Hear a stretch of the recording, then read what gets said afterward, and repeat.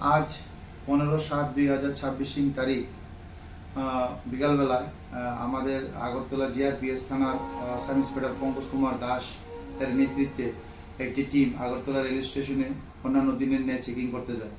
তখন তারা লক্ষ্য করে যে একটি ছেলে একটি ব্যাগ নিয়ে সাসপিশিয়াসলি আগরতলা রেল স্টেশন থেকে বেরোনোর চেষ্টা করছে।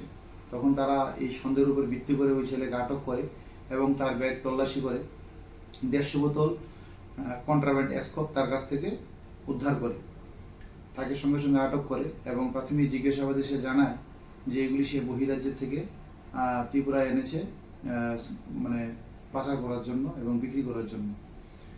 তারপর আমরা সঙ্গে সঙ্গে তাকে অ্যারেস্ট করি এবং তার কাছ থেকে ওই মালগুলো সিজ করে তাকে আগরতলা জিআরপিএস থানায় নিয়ে আসি। তার বিরুদ্ধে একটি এনডিপিএস ধারায় আমরা মামলা নথিভুক্ত করেছি যে উদ্ধারকৃত মাল যে 150 বোতল স্কপ কফ সিরাপ বর্তমানে তার কালোবাজারি মূল্য হবে প্রায় 3 লক্ষ টাকা। তার ইন্টারোগেশন চলছে কার সাহায্যে এবং তার অন্যান্য কোন কোন অ্যাসোসিয়েটদের সাহায্যে সে এগুলো এখানে এনেছে এবং কার সাহায্যে এগুলো কোথায় পাচার করবে সেগুলো আমরা বের করার চেষ্টা করব এবং কালকে আমরা ওকে মাননীয় আদালতে প্রেরণ করব।